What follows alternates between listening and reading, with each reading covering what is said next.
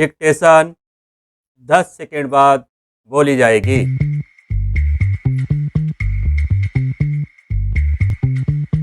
5 second. Ready, start. महोदय, जब तक हिंदी भाषी हिंदी को हृदय से स्वीकार नहीं करते, तब तक वह राष्ट्रभाषा का स्थान नहीं पा सकती।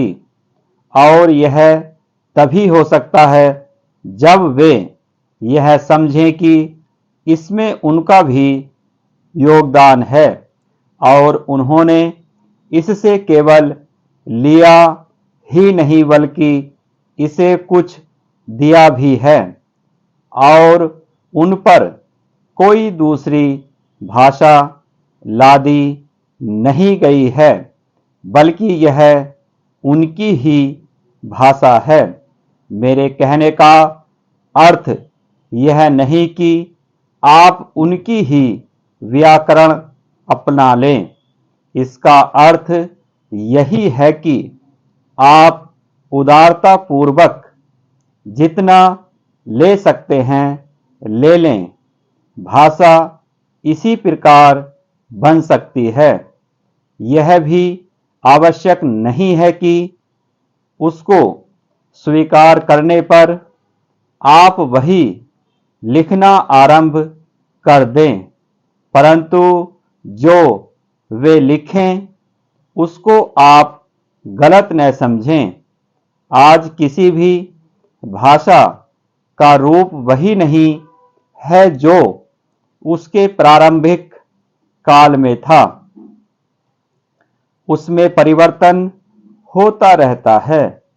हिंदी के इतिहास में भी आपको यही बात मिलेगी। मैं हिंदी का कोई विद्वान नहीं हूं, पर मैं अपने अनुभव से कह सकता हूं कि उसमें भी पिछले 500-600 वर्षों में बहुत अंतर पड़ा है तथा पहले की और आज की हिंदी में काफी अंतर है।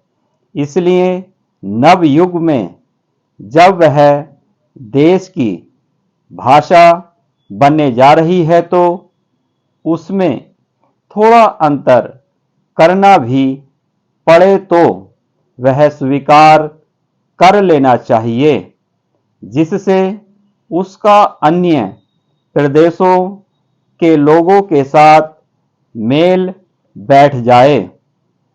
कोई हिंदी भाषी लोगों ने भी हिंदी की काफी सेवा की है।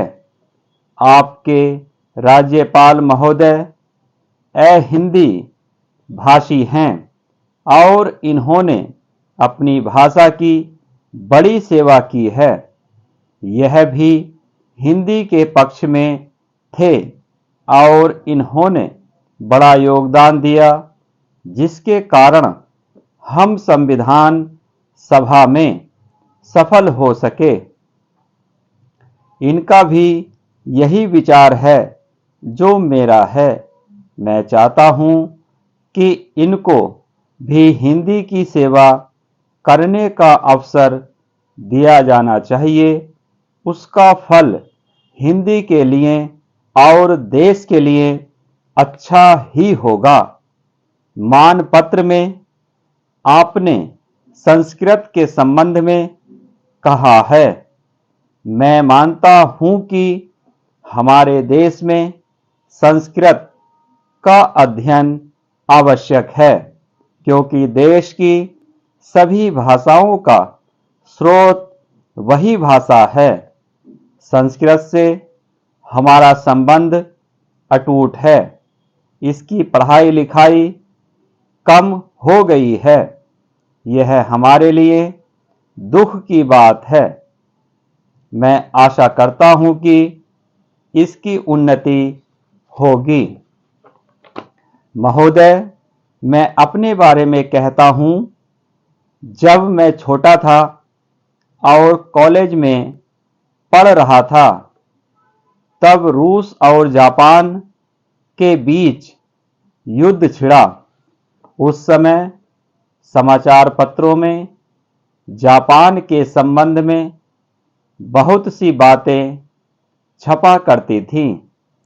उनमें एक बात यह भी थी कि जापान में समूरिया जाति के लोगों ने अपने सब अधिकार वहां के राजा को दे दिए थे। उसके बाद जापान बड़ी उन्नति कर सका।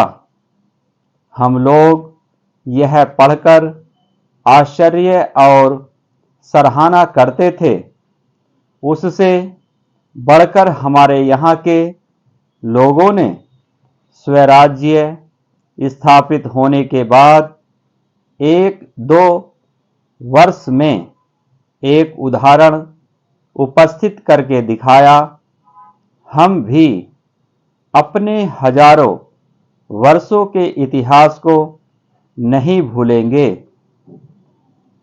जो रियासतें अलग अलग स्थापित हो गई थी और एक प्रकार से भारत कई टुकड़ों में बटा हुआ था, वे सब टुकड़े एक हो गए। आज ब्रिटिश भारत और देसी रियासतें मिलकर एक हो गई हैं। उसके बाद हमारे सामने यह प्रश्न आया कि भारत के लोग केवल स्वराज्य से ही सुखी नहीं हो सकते, उनको किसी न किसी प्रकार सुखी बनाना है। इस संबंध में सरकार ने अपनी ओर से प्राय सभी राज्यों में जमींदारी और जागीरदारी उन्मूलन के कानून उपस्थित किए और वे कानून पास हुए। प्रसन्नता की बात तो यह है कि बहुत से स्थानों में कानून उन लोगों की स्वीकृति से तथा उन लोगों की सलाह से पास किए जिनकी जमींदारी और जागीरदारी समाप्त हो जानी थी। यह भी देश प्रेम का उदाहरण है।